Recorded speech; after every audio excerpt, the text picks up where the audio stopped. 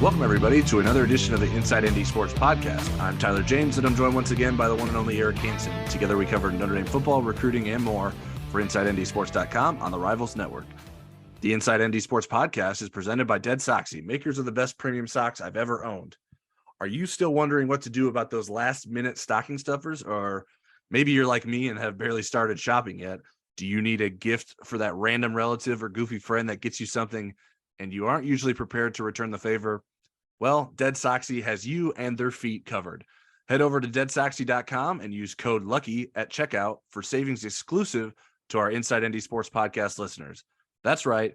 Promo code LUCKY gets you 30% off and free shipping on all orders with no minimum purchase required. This deal isn't even available to the general public, so we're thankful for Dead Soxy for making it available to our listeners. Happy holidays from Dead Soxy, and as always, stay Soxy. Notre Dame failed to beat USC in the regular season finale, and the Irish will learn of their bowl fate on Sunday with the rest of college football. But as soon as the USC game ended, the focus quickly shifted to offseason decisions. Senior cornerback Cam Hart already announced he will be returning for a fifth season for Notre Dame, and many more stay or go decisions will be on the way for players looking to turn pro or turn to the transfer portal. The Irish should be in position to add from the transfer portal as well, while also finishing up its 2023 recruiting class.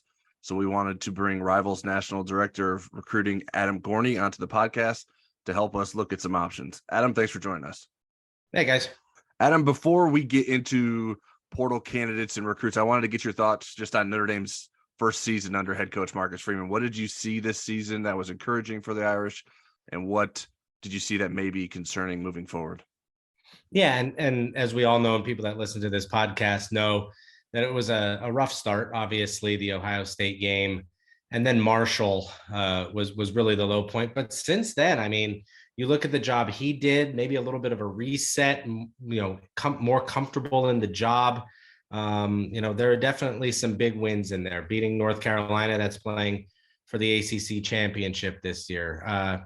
Just completely dominating Clemson, controlling them defensively, I thought was really impressive. Along the way, some good wins, even that at Syracuse win. At that time, Syracuse was playing really good football, and that's a tough place to play. So maybe the comfort level there is a little bit more. He's gotten into the job a little bit more. And, in today's college football, you don't really get that leeway. He's done a good job kind of rebounding from those first two losses and not making it a misery of a season, but actually having an impressive, first season under Freeman. Okay, well, I want to jump into the new Rivals portal features. I'm pretty impressed. I really like them. For people that want to kind of follow along with us, I want you to maybe tell them a little bit about it, how to get there and so forth. But what I like is you can sort these guys by positions. You can sort them by the school they're leaving from. You sort them school they're going to, and they all have ratings. They have star ratings and so forth, which I think is a really difficult task for these portal guys.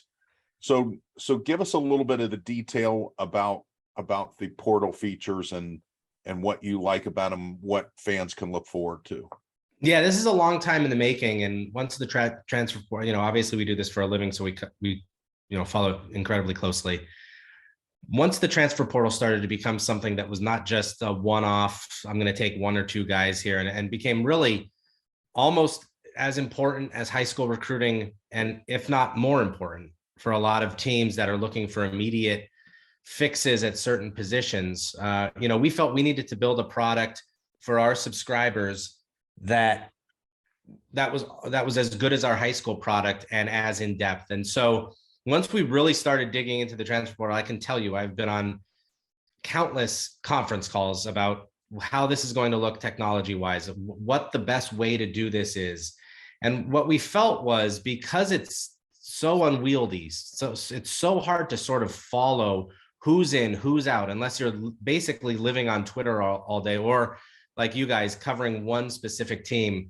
What we wanted to do was have the thing that we call the transfer tracker, which is every single player that is in the transfer portal all at one time, and then be able to sort them by position by origin college, where they came from, the transfer college where they're going to, and then the class. So, a lot of these guys will be for this class. And it's far more complicated than you would think. Right now, it could only be grad guys. It could only be guys from a coaching change.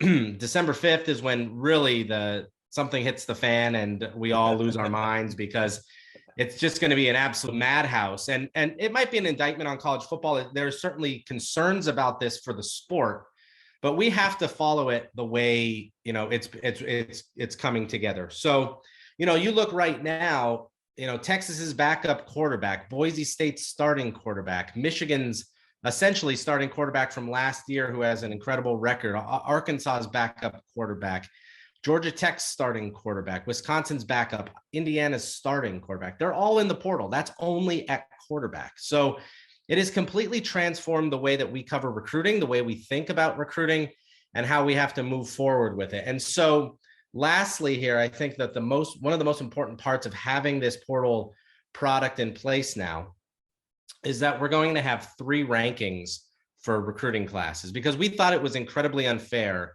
that teams could intentionally go to the portal for half their recruiting class, and their high school class was reflected in the team recruiting rankings. So what we're going to have is we're going to have a high school recruiting ranking, team ranking. We're going to have a portal only ranking, and then most important, the blended ranking. So that will come hopefully by the second signing period, or beyond, because the portal stays open, to have the finality of the 2023 recruiting class be reflective of both what teams did in the portal and what they did in high school recruiting. So basically, everybody that's going to Notre Dame or going to Alabama next year will be ranked in a sense, and then shown to see who has the best of those recruiting classes. Yeah, that's quite the endeavor that we are taking on at Rivals, and it's going to be interesting to see how everything pans out. And if you have not found the product yet, you can go to portal.rivals.com. I would bookmark that page and spend some time there, because there's plenty of interesting information. You can find that transfer tracker. You can sort for player positions and all that stuff. So that's going to be fascinating to watch as the season, or the off season, unfolds and transfer season begins. Sort of big picture, Notre Dame is in this position where it hasn't taken a lot of undergrad transfers. They have these academic requirements within their different colleges and the schools that make it really hard for credits to transfer from other schools. And I think Notre Dame's trying to figure out how it can get a handle on that and maybe make itself it can make itself a destination for those undergrad transfers when it hasn't in the past. Do you think that Notre Dame would be at a disadvantage if it doesn't start allowing more undergrad transfers? I do. Just because of the way that you can quickly transform a roster now. So if there are certain positions, let's take USC, for example, and Notre Dame fans are fresh off of knowing this. 2 years ago, Caleb Williams wasn't there. Mario Williams wasn't there. Travis Dye wasn't there. Eric Gentry wasn't there. Down the line, I mean, basically, Jordan Addison, their entire team was transformed. So you give Lincoln a lot of credit for what he's done in year one, but you also have to say, look, it's an entirely different roster. So if Notre Dame is unhappy with their quarterbacks, or they strike out with a high school recruit, or they say, you know what, we don't like our interior defensive line group, and we don't have 2 years to sort of develop guys and hope that they all pan out from a high school perspective. We're gonna not recruit we're gonna intentionally not recruit high school guys, so we have more options in the portal. It's completely transformed how staffs think about this, how recruiting goes, and how quickly you can change the look of your team. Now, there are certainly drawbacks to this. One, high school kids are not being recruited as much because half of recruiting classes across Division I football are now kids just being recycled from another school. Two, one of my worries about the transfer portal being so popular is that it's much like college basketball. There's no real connection to a team over 3 or 4 years. This Notre Dame team, and not necessarily Notre Dame, but let's take USC for an example. This USC team went to Notre Dame and lost. Now they came back and beat them at home. You feel good about that. It's the same guys. It's like Christian Laettner and Bobby Hurley against those old Kentucky teams. Now the Duke guys are there for 1 year. Caleb Williams is there for 1 year. They bounce here and there. I mean, guys are transferring from the transfer portal now. So those kinds of connections, I worry fans get turned off. Not the diehard fans that really are on Rivals all day, but just the typical fan that wants to show up to a Wake Forest game and see the kid that played in their high school is now at a different school and some guy they don't know has come in. All those kinds of things I think are worrisome. But yes, I think Notre Dame, if they can figure it out academically, if they want to do it that way, it would be a very big advantage for them because everyone else is doing it that way and get veteran guys. These aren't just kind of rejects that couldn't make it somewhere. Caleb Williams was one of the best quarterbacks. You're going to see with coaching changes this happen even more. So I definitely think that high school development part is very difficult to overcome when you have a 21, 22-year-old veteran stepping in right away, hungry to prove himself at a new school. I can't imagine trying to rank these guys, and let's narrow it just to quarterbacks. When you look at, and Rivals wasn't doing this last year, but some of the people that were ranking, had Keaton Slovis pretty high and JT Daniels high and Spencer Rattler, and Rattler until the last couple of weeks has been not so good. JT Daniels has got beat out at West Virginia. Slovis way down in the pass efficiency ratings, and yet you had Michael Penix Jr., who didn't have a great year last year at Indiana, but had one in his past. Bo Nix was really high this year. Kid at James Madison that came from Colorado State. So how do you get a handle on guys with quarterbacks with, well, there was a good year, maybe as their sophomore year, but boy, they haven't been good lately. How does that work? Yeah. So the way, so people just know like how we rank high school guys, it's based on college potential and then NFL draft positioning. So that's why you see quarterbacks, receivers, defensive ends, higher than corners, higher than tight ends, even though tight ends, are an important part of NFL teams and stuff. They just don't get drafted higher. We've stepped away from ranking running backs as 5 stars because those guys hardly go in the first round. So a 5-star ranking means you're a first round potential player. So you can still have them, but it's just, we limit them a lot more. So when we're looking at portal rankings, we're really looking at a few things. One, how they've performed up to that point.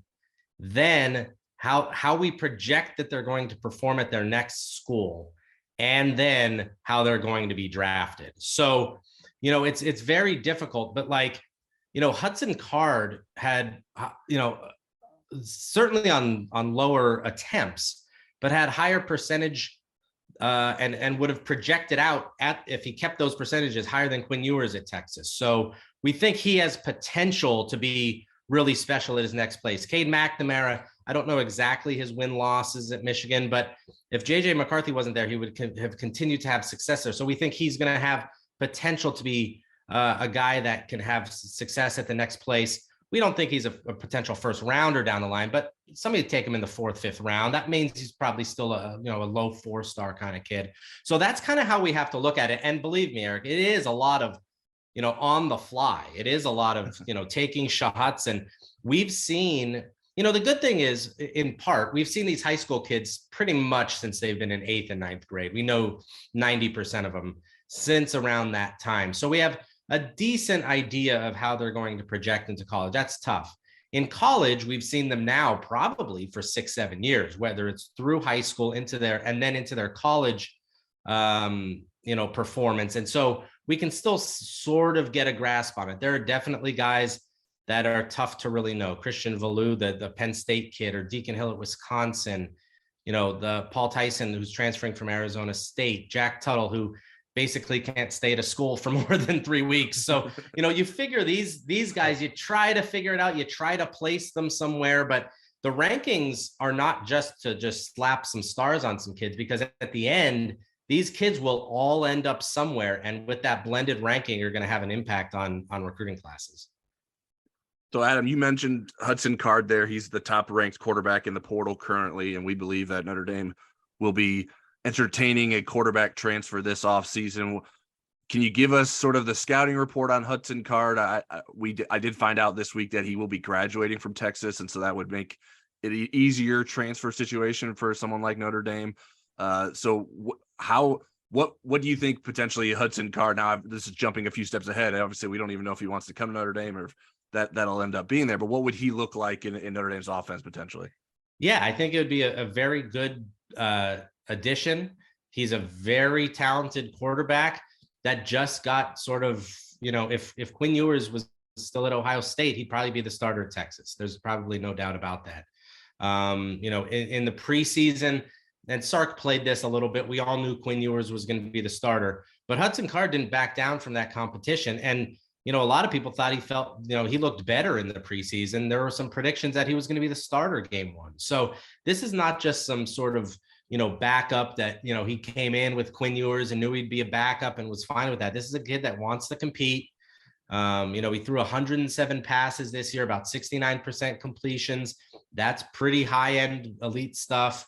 He's a very talented kid, and I think he wants an opportunity to show it. He was not going to get that at Texas.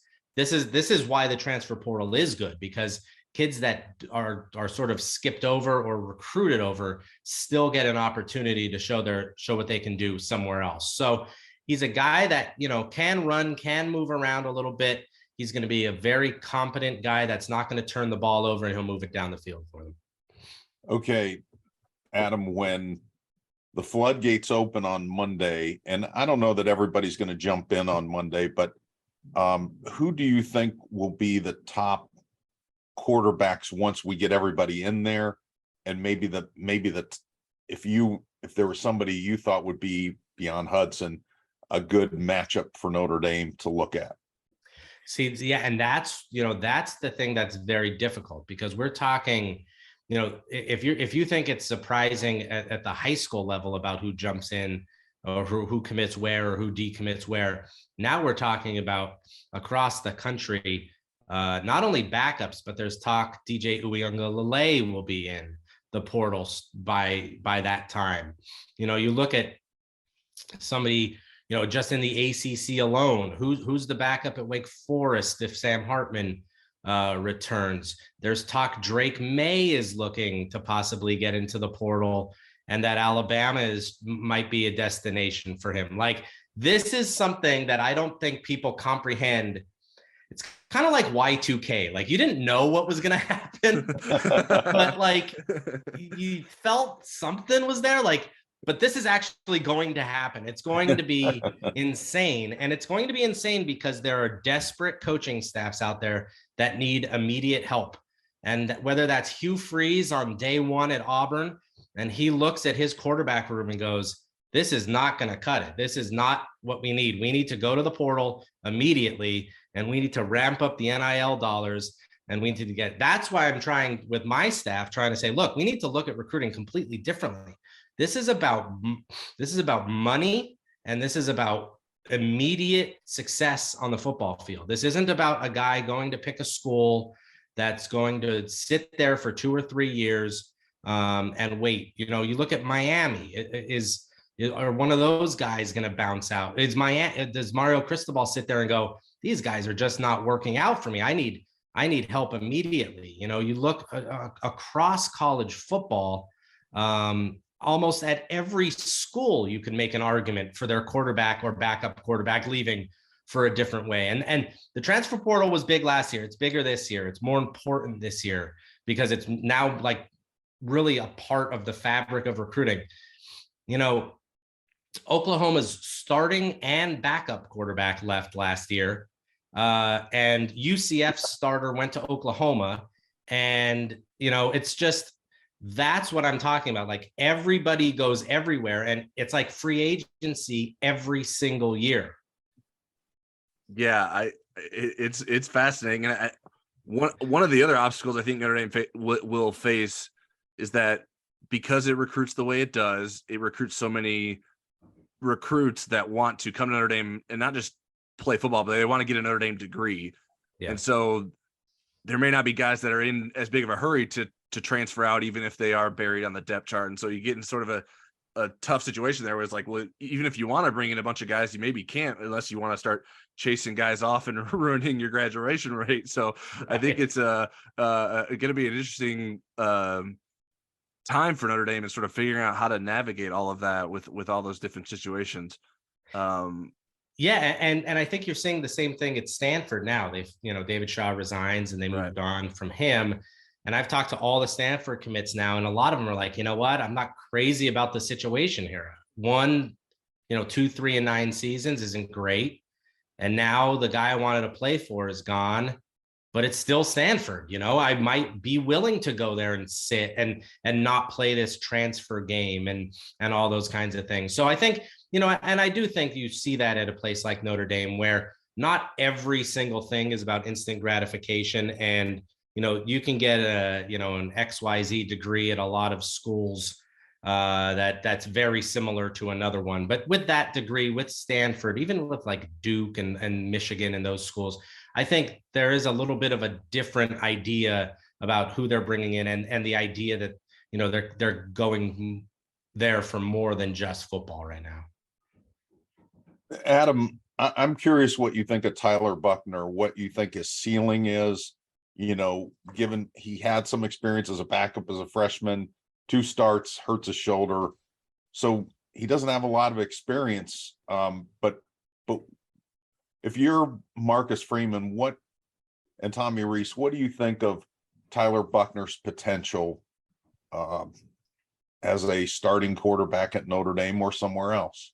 Yeah. And you're getting a smart, competitive kid that has a lot of talent, but like you said, he's undersized. If he's going to take hits, he's going to get hurt.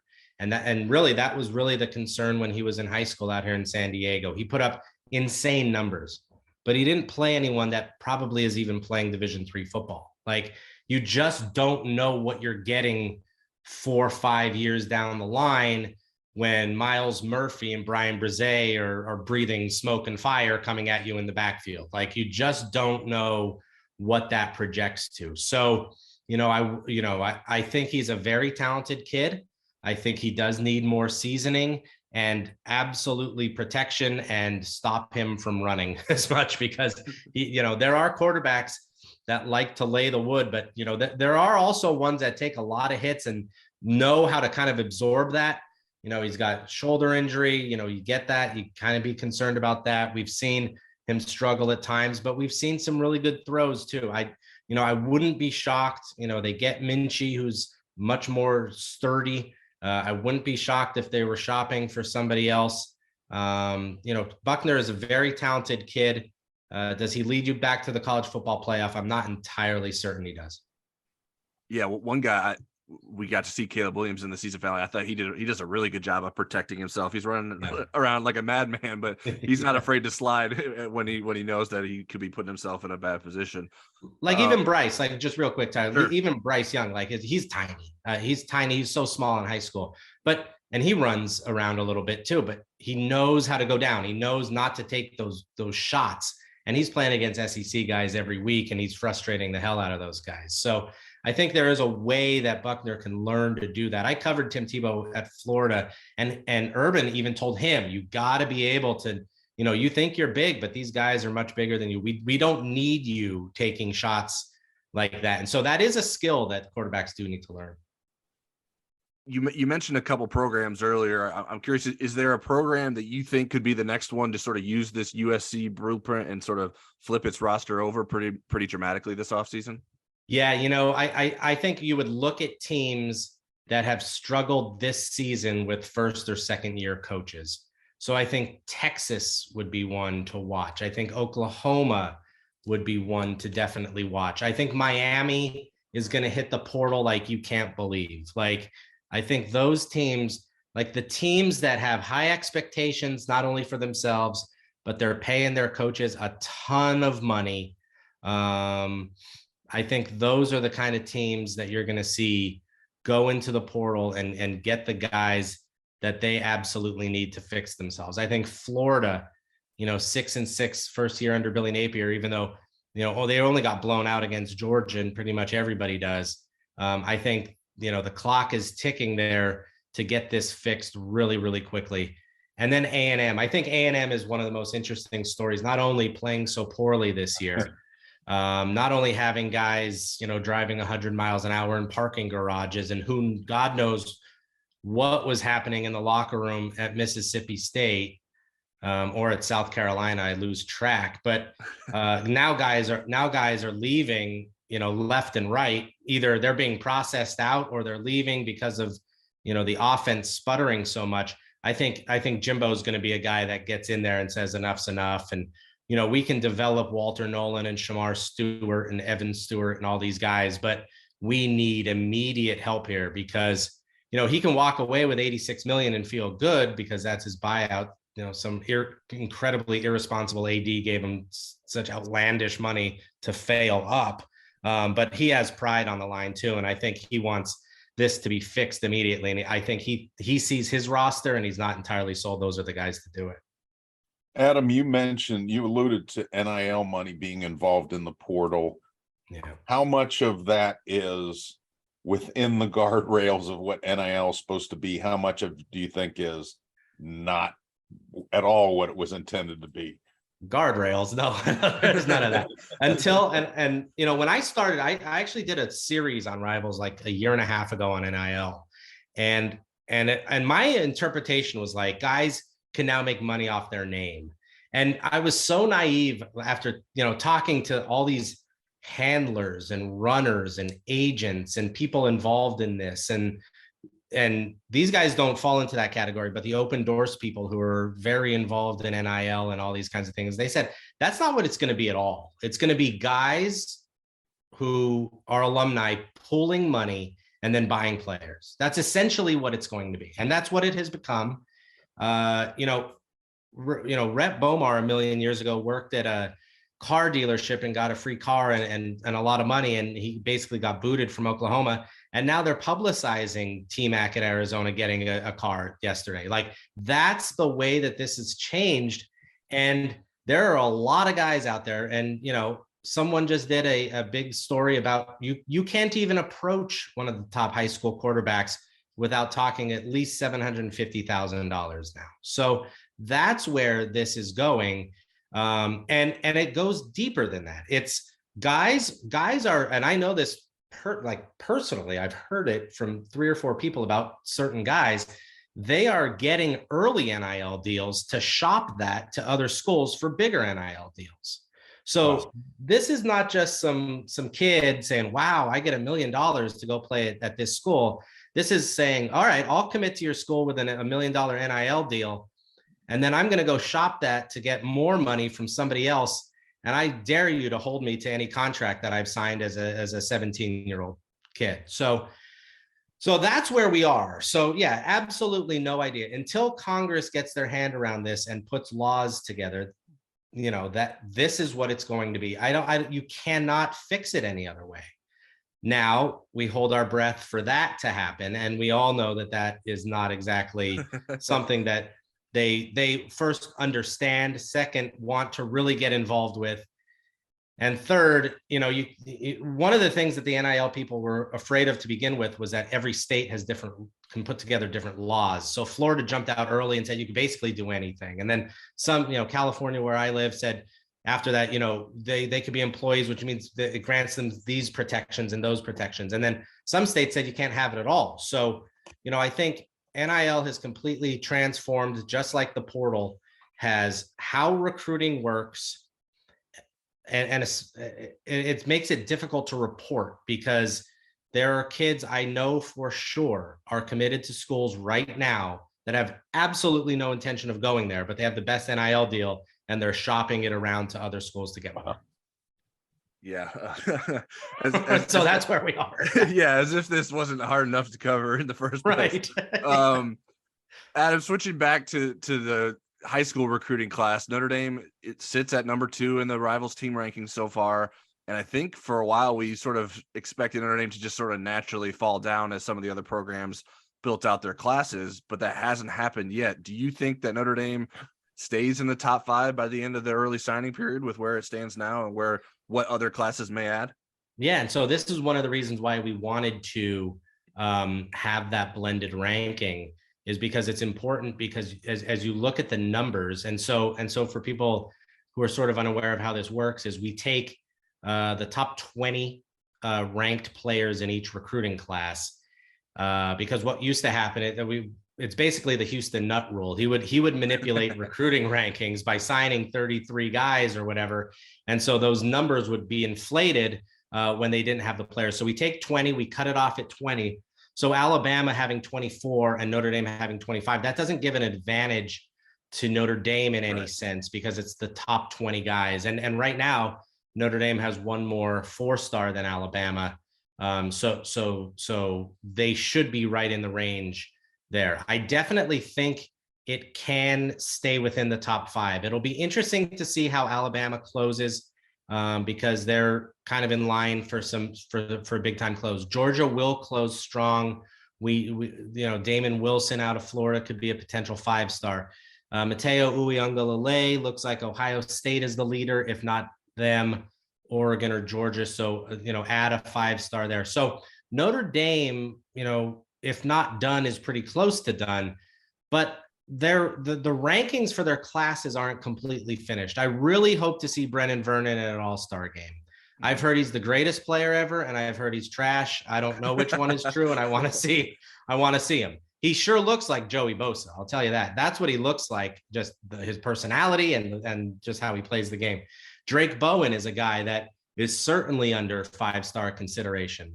Notre Dame fans definitely look at the rankings on Monday for Peyton Bowen. Hint, hint, maybe the best safety in the country.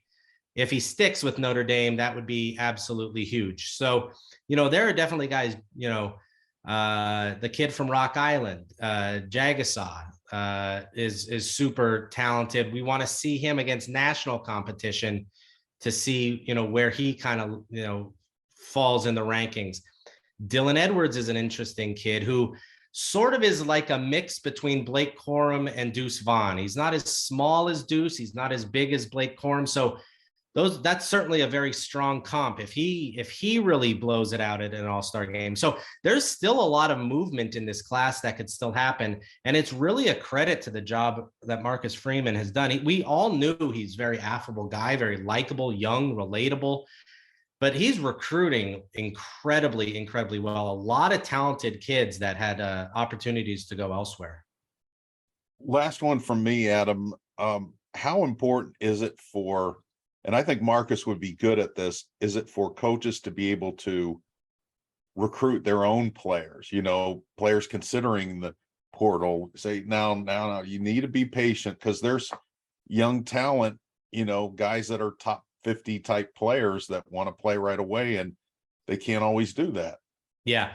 And believe me, I'm the last one to feel bad for coaches because of how much money they make and all of the perks and, really all of that kind of stuff. But, and I think I think we've seen this, and I think that's a little bit of what Jimbo Fisher is learning too, even though he's been in it forever, is that as head coach, you have so many other responsibilities than calling plays. Like, you're essentially a CEO, and recruiting is almost like all of it. And that is part of it. And that's a major part of it, because you have to be, there's a saying in recruiting that recruiting starts once a kid commits, because that's when everybody jumps in and tries to steal the kid. But it's also now with the transfer portal, the same thing with your own roster. And roster management is almost impossible to figure out now. But it is getting a sense that, like, this kid with a big ego at wide receiver isn't playing as much, but I have to massage him a little bit to make sure he stays. Is his uncle in his ear about transferring back to Illinois or coming back home to Florida? Is there this guy that keeps blowing up his phone about this or that? And that is really part of every week, every day, every minute of like those relationships that you have. So, like, we all know the coaches from 100 years ago that would sit in their office and not talk to their players and see them on the practice field.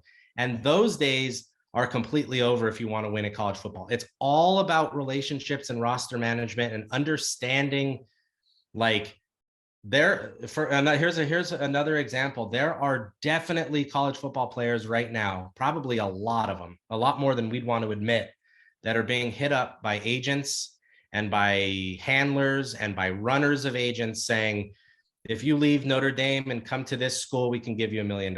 So as they're even on the roster, they can be getting NIL deals elsewhere, which if I'm a guy that had, if I threw for 35 touchdowns last year and everybody loved me in St. Louis, and now I'm sitting here and I'm not even playing and the coach is screaming at me and I'm late for film and all of this, and somebody comes to me and goes, hey, come back and play, let's just stay at Missouri and I'll give you this amount of money.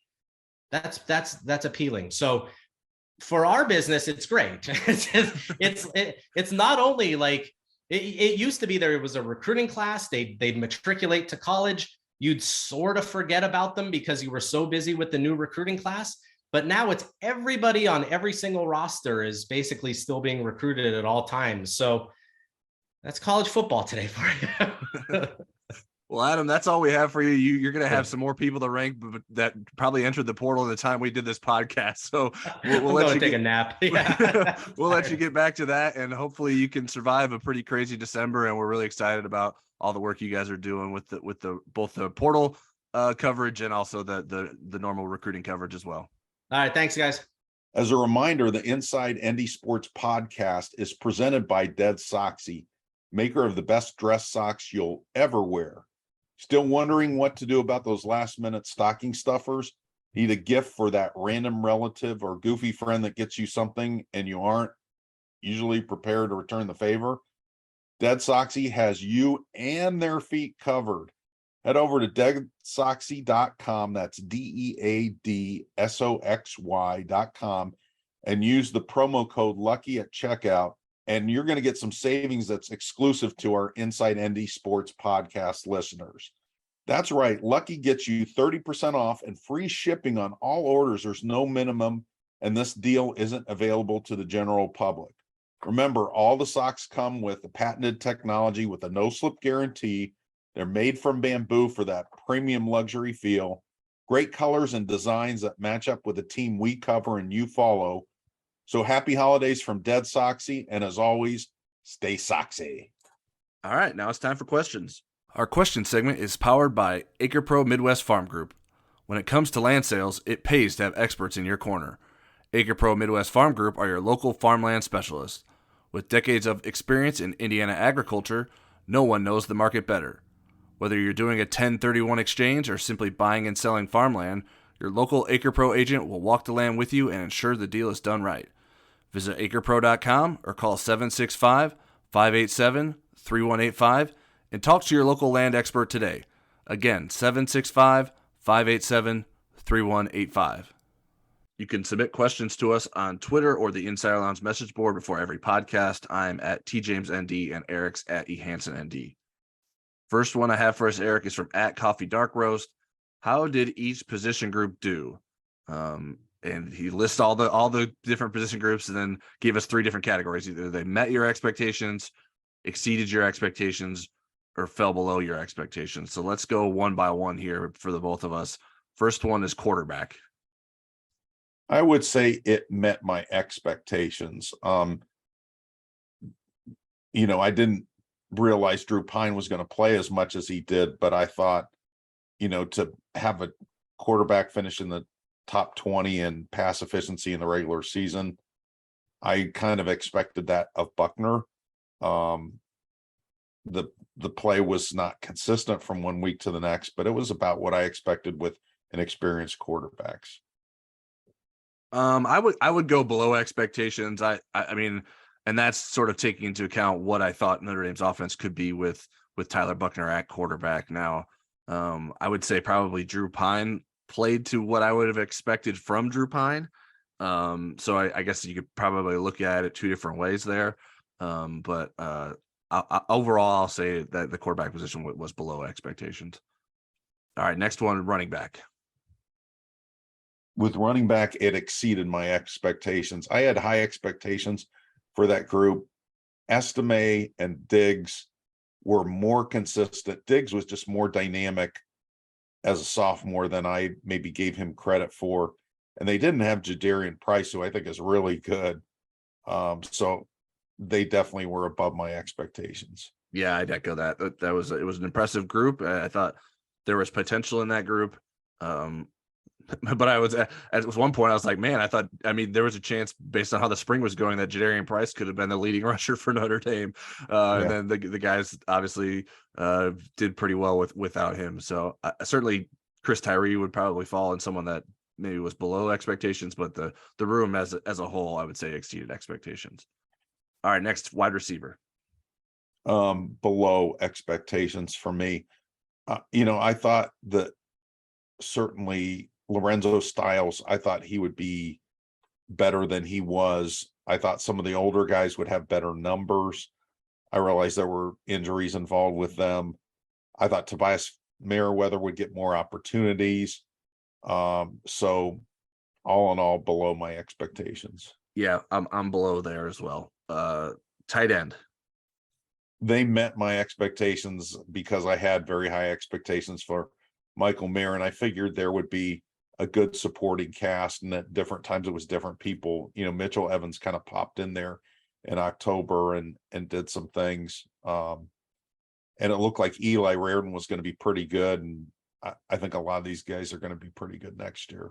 Yeah, I'm going to go with exceed just because I thought, obviously, think very highly of Michael Mayer, but the fact that he was still able to play as well as he did when the rest of the passing game was just so ineffective and not able to, everyone knew the ball was going to Michael Mayer and it still didn't matter. So, and it didn't limit his production. So I'll go with slightly exceeding the expectations there. How about offensive line? I would say they met my expectations. Aaron Taylor got me fired up after Harry was rehired. And so I had higher expectations of them. And, it took them a while to kind of get it going. And there were some tactical things late in the year that affected their play. But I thought all in all, I mean, you've got an All-American and Joe Alt as a sophomore. And, you didn't have Jarrett Patterson probably at his best physically. I think had he been 100%, you would have seen an even higher level. So met expectations for me. Yeah, I'm in agreement with met the expectations there. It was a line that had the potential to dominate and did that at times, but it also was a line that hadn't played together and showed that it had some inexperience in some space in some places there. And so the up and down nature wasn't terribly surprising. So I would say that it met the expectations. How about the defensive line? I'm going to go below expectations. Foskey certainly had a good year. But I thought I expected more out of Mills. Yep. I expected more out of Jason Adamalola. I thought he'd be like a top 5 player on the team, actually. You didn't get a lot of mileage out of the young guys or didn't even see him, like Tyson Ford. And not that I expected them to play a lot, but that highly touted of a recruit, Joshua Burnham, I thought we'd see a little bit more. Aiden Gobira. And then it took him a long time to get Jordan Botello on the field. Once he was on the field and played those 13 or 14 snaps a game, he was pretty effective. So maybe Justin Adamalola exceeded my expectations, but really nobody else did. I thought Howard Cross would do well. Losing Jacob Lacey was disappointing. So Right. Below. Yeah, I'm in the below category as well. There just wasn't enough of the improvement across the line. And I think there was a fairly significant drop off between the first group and the second group at most of those positions. So I would say below expectations. Next, linebacker. I think we're going to differ on this. I have them below. JD Bertrand really came on and had a really good year. Marist was not nearly as good. Leafau as good as I thought he would be. Jack Kaiser's opportunities were limited. And then you had some younger guys that I think people really wanted to see what they could do. Now, Jalen Sneed was coming on like gangbusters at the end of the year. Prince Colley had some good moments, but I just expected more from the group overall. And I think next year we will see more from that group.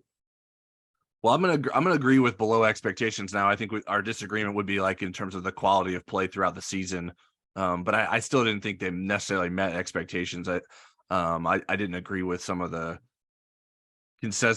seemingly fan consensus of how some of the players were playing, but Maris Leofau did not meet his expectations.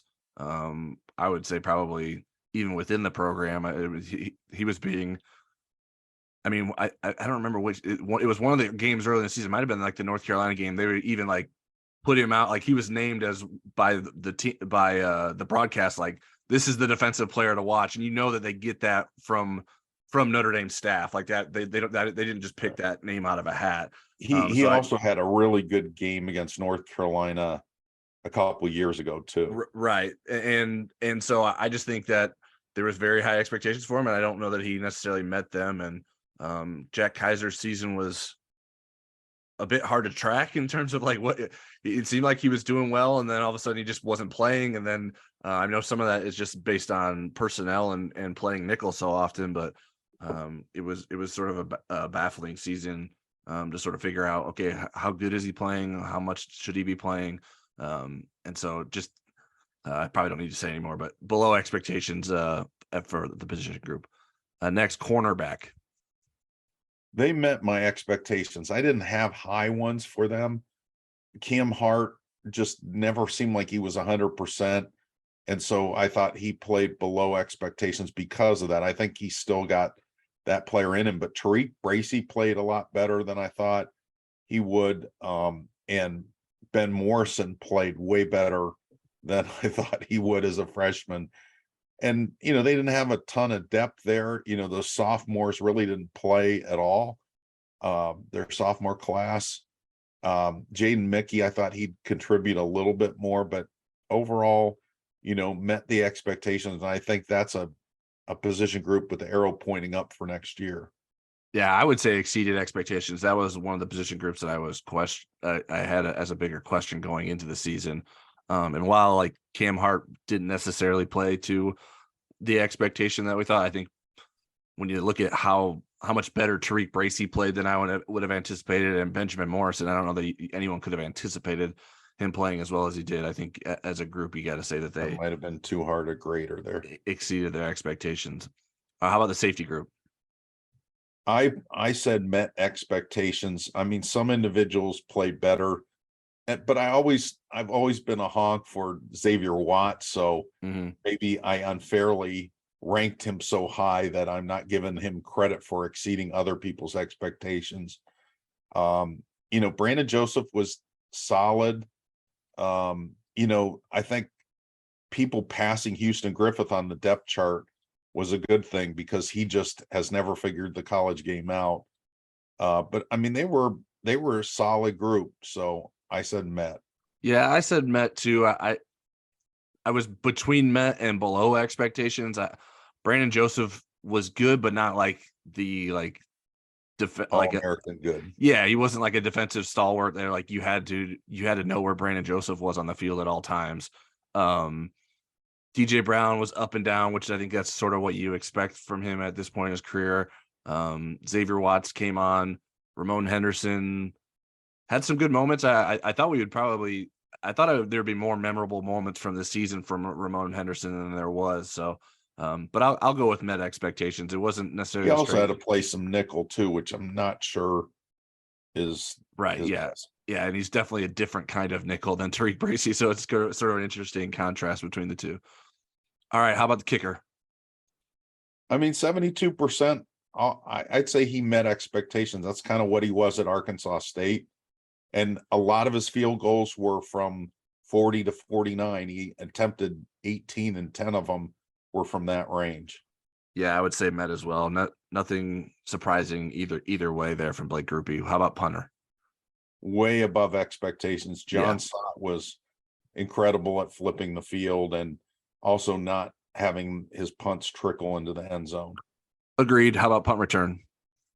I would say met. I probably should be exceed given all the fair catches of years past, but Brandon Joseph was up there in terms of punt returners, not a game changer, but I thought, helped the field position. So I'd say met.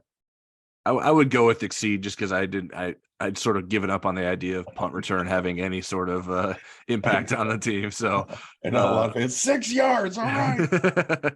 How about kick return? Way below. Yeah. I had higher expectations there. Yeah, I agree. And I was even like the USC game, I said something to someone in the press box because like Chris Tyree had a couple returns early that weren't great. And didn't give Notre Dame good field position. But I was like, if they keep doing this, I think he has a chance to break one. And then there was no chance. That was being way too optimistic with that. All right, next question.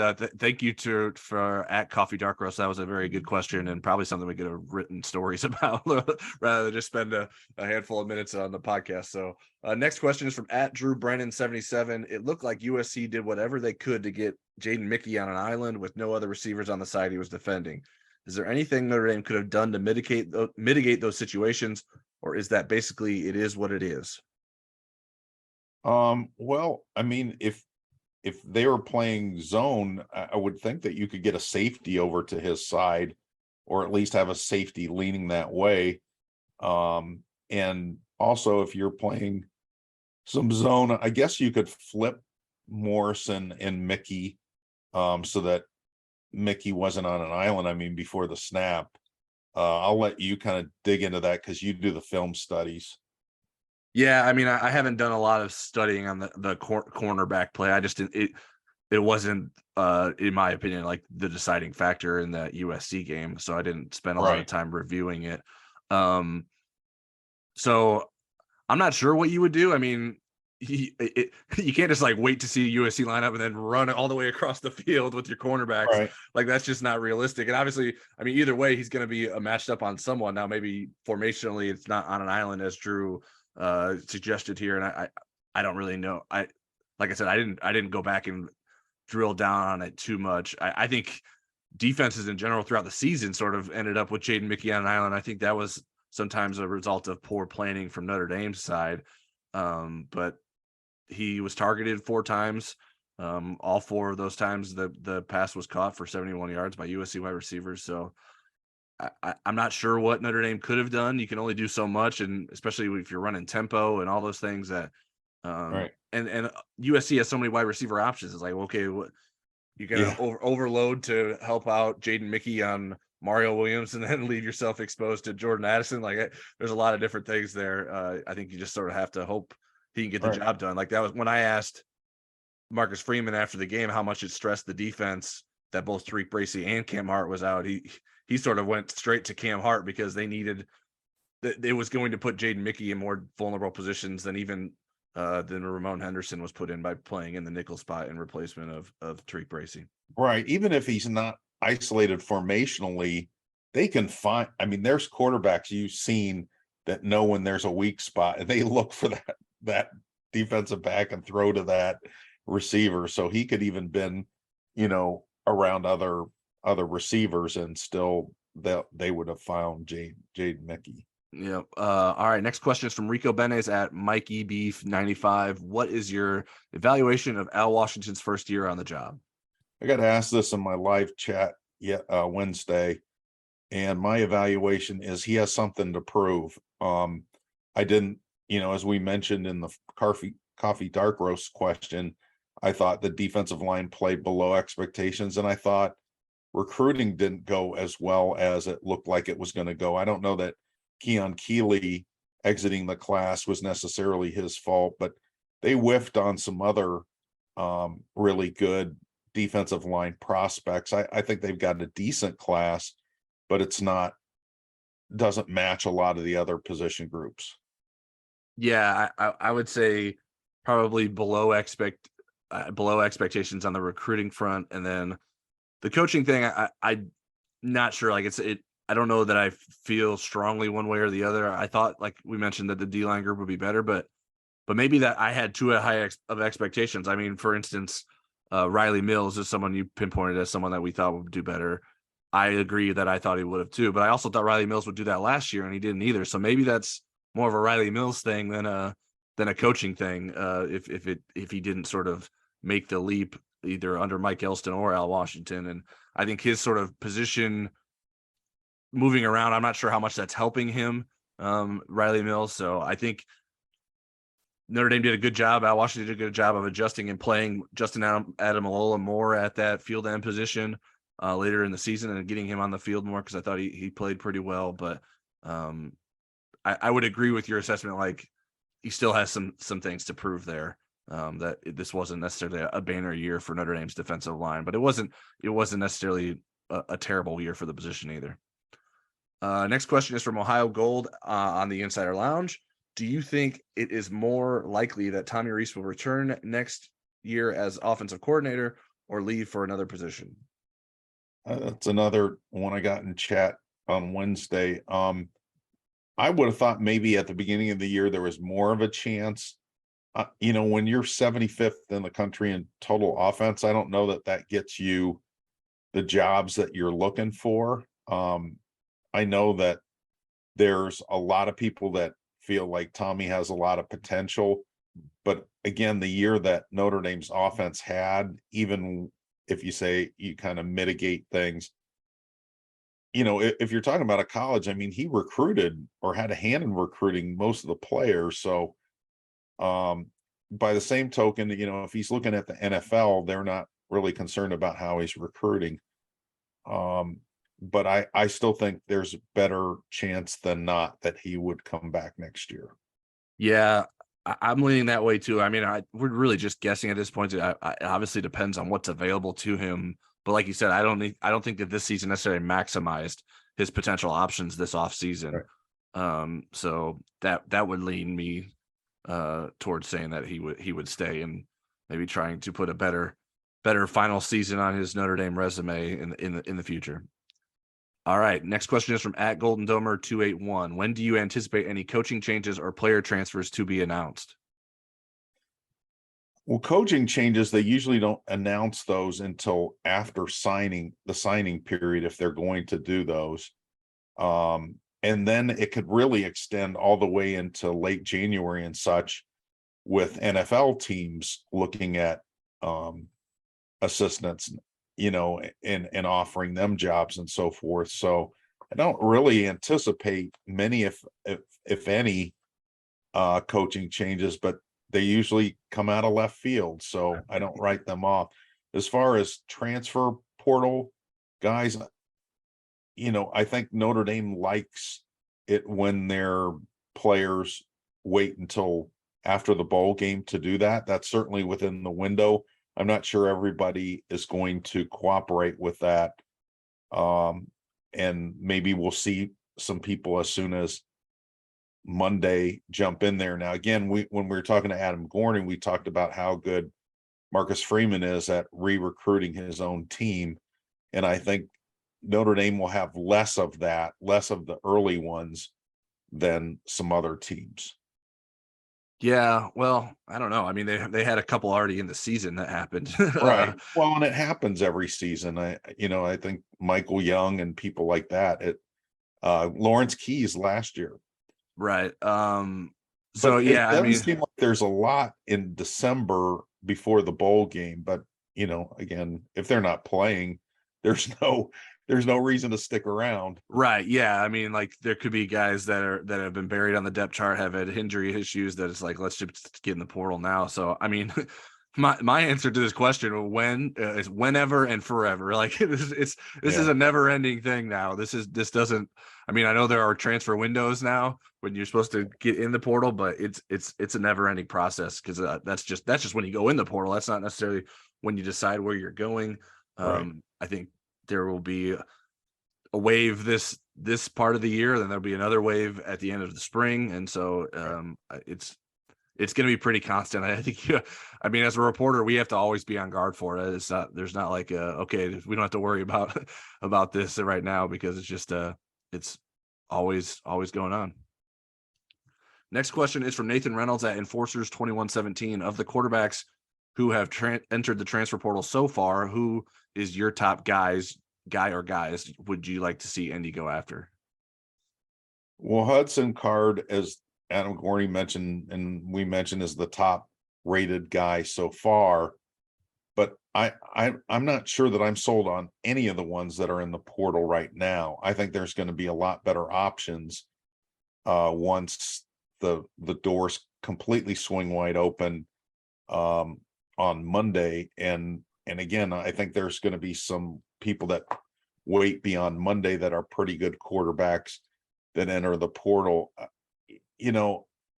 I think if you grab one of the guys that are in there now, it's kind of like shopping on Black Friday for yourself. You buy that Instapot, you say, boy, it's never going to be a lower price than this.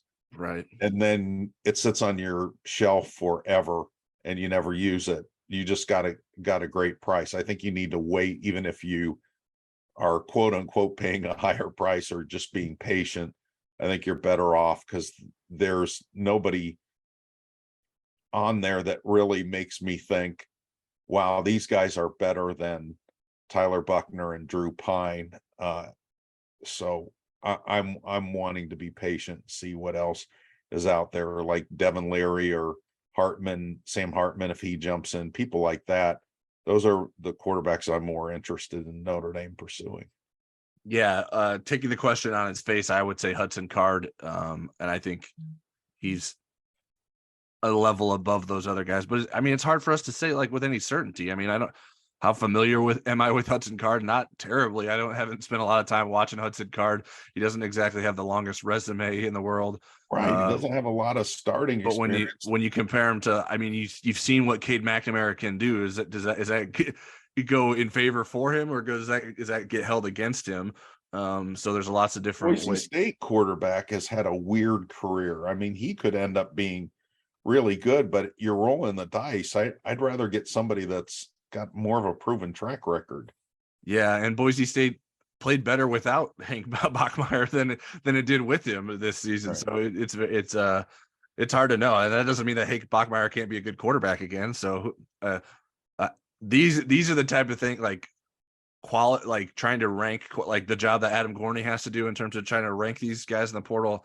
It's not something that I'm prepared to do like at a drop of a hat because I'm just not familiar with all these players right away. It takes some time to get to form stronger opinions, and it's hard. Like, okay, how much time should I spend evaluating Hudson Card if there's going to be 3 better quarterbacks in the portal in the next week? So you sort of have to figure out how to manage what the expectations are for these players and how much you spend evaluating players that maybe won't matter in a week or two.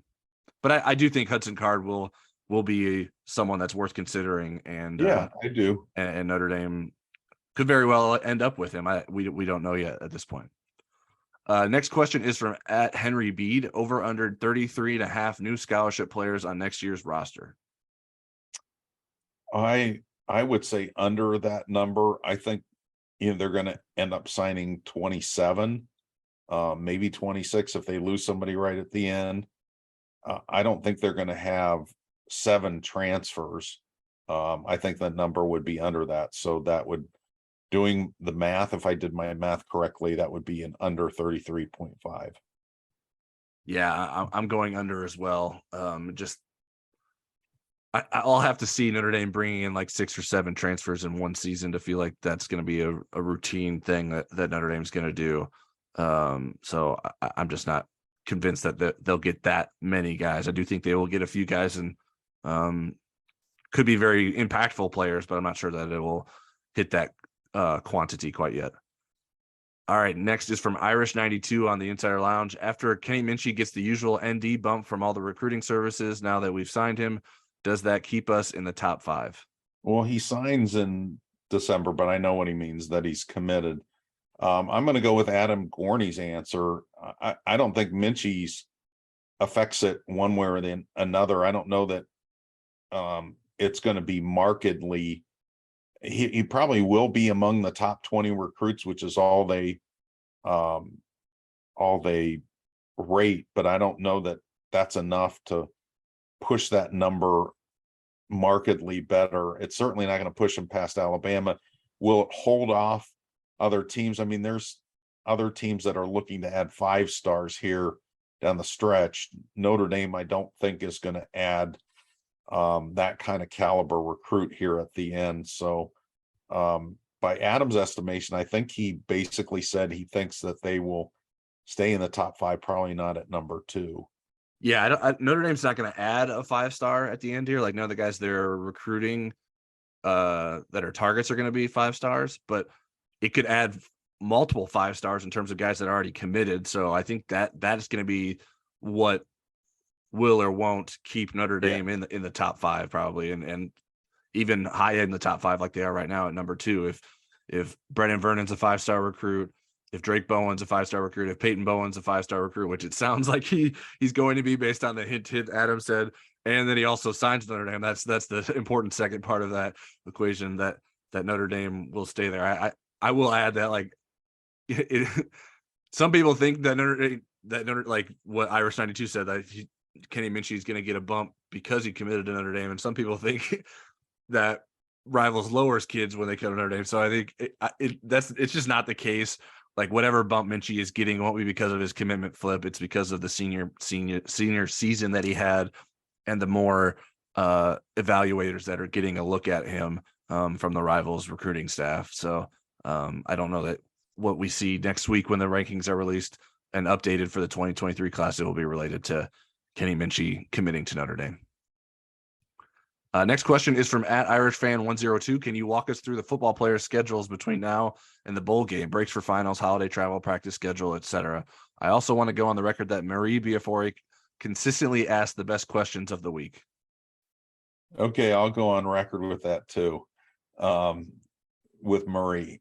So we'll get a better nuanced schedule when we meet with Marcus Freeman on Sunday, but I can give you some of the things. Generally this week, when the other teams are participating in their conference championship games, Notre Dame does lifting and that kind of stuff, conditioning during that week, and then they would start practicing after their bowl announcement.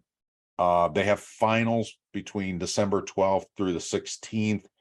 I believe that they'll get a holiday break to go home for Christmas, depending on which bowl game they're going to. And now there's another one in play because of the weird Ohio State Rose Bowl rift.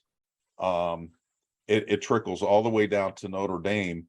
So it could be anywhere between December 28th as a bowl date to January 2nd. And so that'll affect when the holiday dates are. And, during finals week, they will practice a little bit, but it's mostly conditioning during finals week. So have a better schedule for you once we talk to Marcus. Yeah, we don't have all the answers quite yet. And I don't know that I have more to add. One other day, I don't know that Eric said was the last day of classes are December 8th, if you're curious about that. But we'll get more information after we talk to Marcus Freeman following the bowl announcement. Next question is from @Charles W. Wolf. Which players are best positioned to use bowl practices to put them on a trajectory for bigger roles in 2023? I came up with too long of a list to say. Now, again, some of it is how much time is Marcus Freeman going to devote to developmental football? There's been times where that ratio has shifted a lot under Brian Kelly. Obviously, when they are playing for a playoff or a national championship, the developmental stuff went on the back burner. But I would say even with that, let me just highlight maybe 3 people. I would go with Jalen Sneed. I think there's a need for a guy that has his skill set. There's a need for Sneed? A need for Sneed at the rover position. So I would put him number 1. I think with Cam Hart out, Jaden Mickey can get a lot of fundamentals and instruction that you can't necessarily stop and do on a week-to-week practice schedule. So I think Jaden Mickey could really benefit. And then offensively, I would say Tobias Merriweather, because he's missed so much practice and game time because of the concussion at the end of the year. So when he's cleared through that concussion protocol, I think he'll get some valuable reps, probably at the field receiver position. They won't try to bunch him up in the boundary receiver, and it'll be interesting to see how he does with that. Yeah, and one thing I took into account for this is, if there are opt-outs, then guys are going to even have a greater opportunity, not just in practice, but also in the game to get some more meaningful reps.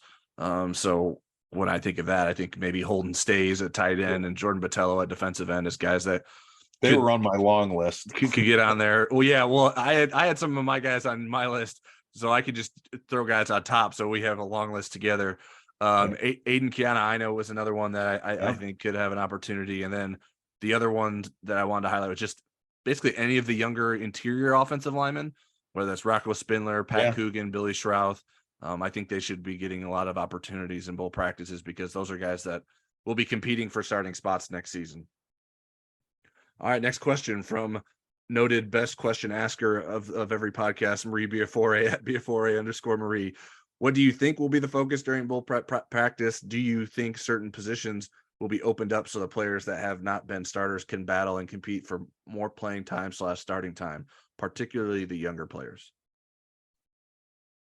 So I think Marcus will make the number one priority to win the game. He will want to send the seniors that are not opting out, send them out on a good note. And I think it's important for the perception of the program. They're going to be most likely playing an SEC team, whether they're in the ReliaQuest Bowl or the Gator Bowl. And there are a couple other options, but those are the most likely at this point. I think that they should be focusing on developmental football, and it's not just competing for positions and giving players reps. It's also, if you're considering a position switch or a subtle position switch, those things sometimes start. And again, I can't stress this enough. They need to be thinking about what they're doing at quarterback in 2023. So if Tyler Buckner is available, he needs to practice. He doesn't necessarily need to be the starter in the bowl game, but he needs practice reps. You need to see, did he atrophy during the time away? Was he able to absorb enough that he has progressed some? And I think you need to see what Steve Angeli gets you, because if you have 5 or 6 quarterbacks trying to get reps in the spring, Steve Angeli is not going to be prioritized. So this is a good chance to get a long look at him. Yeah, I'm curious to find out from Marcus what this looks like in his mind. Like, are there going to be practices set aside for younger players and sort of developmental practice, and gives like older guys a break on those days, or is it just portions of practices? I mean, there's a number of different ways you can do that. And you mix them in with the starters. So you put all the young guys out there together. There's lots of different ways you can handle that. And I do think it will be mixed in. I can't say for certain like what the percentage will be, because we're dealing with a new head coach, so we're not really sure. But even like you said, like Brian Kelly handled it differently throughout his tenure. I would imagine that there should be a decent amount of opportunities, given this isn't like the most important bowl of all time, that you can work in some of those depth guys. And I don't know that like what they will do will impact the plan for the game itself, but it will provide those growth opportunities for those younger players. Last question we have is from Baba Ganoush at PLACT_ITFDB. Looks like Notre Dame will match up with an SEC team in their bowl game. In your opinions, which one, in order from toughest to easiest, is most likely to beat ND? Okay, so going into this week, really Notre Dame's bowl options were the Gator Bowl, which is an SEC team, the Cheez-It Bowl, which is a Big 12, and the Holiday Bowl, which is a Pac-12 team. Then Ohio State decided, after they lost to Michigan, that they're really not interested in going to the Rose Bowl, and if they don't make the playoff, and the Rose Bowl kind of said, you know what, we're really not interested in you. So they would fall into the Orange Bowl. Penn State would take the Rose Bowl place. This is if chalk happens in the playoffs, the conference playoffs this weekend, and that USC stays 4 and TCU stays 3. Otherwise, all this goes out the window because Ohio State would be back in the playoff picture. What that does, though, it opens up the ReliaQuest Bowl, which is January 2nd in Tampa. And Notre Dame probably would be the top candidate to go there. So again, that's an SEC matchup. So who might Notre Dame play in either the Gator Bowl or the ReliaQuest Bowl? I came up with 4 teams. I think the least likely to end up in one of those bowls is LSU, but I do think it's a possibility.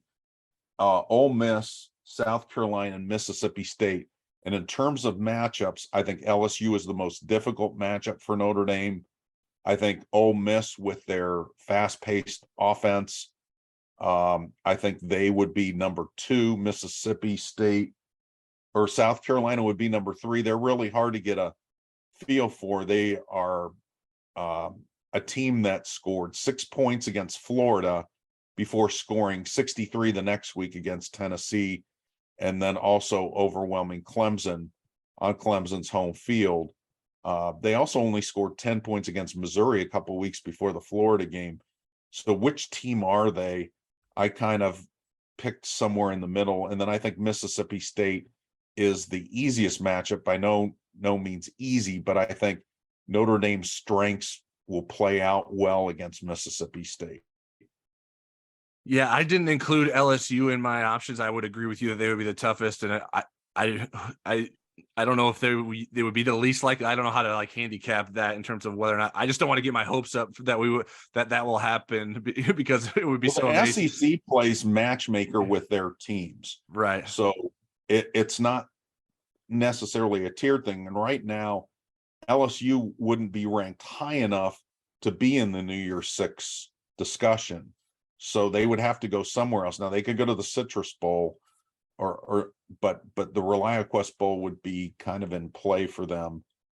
But again, if would Kansas State and some of these other teams losing in championship games, would they fall below LSU and LSU get high enough to get in that New Year's Six discussion? So the Ohio State thing just makes everything a mess. Yeah, it was kind of wild. I would not have expected that I mean, I think it makes some sense, but it's just kind of weird, especially it was like the same time where like the Rose Bowl is under this deadline to make up like its mind of whether or not it wants to be the barrier that prevents this 2024 and 2025 college football play. It's like that's how important the Rose Bowl is in some of them, and then now Ohio State's like, yeah, we don't care about you this year. It's just a very weird dichotomy there of the situation of like how important the Rose Bowl is and how unimportant it is, at least from one perspective. Well, I'll tell you, I mean, as somebody that grew up in Ohio and went to Ohio State, I mean, that's what you dreamt of doing was going to the Rose Bowl. I realized the college playoff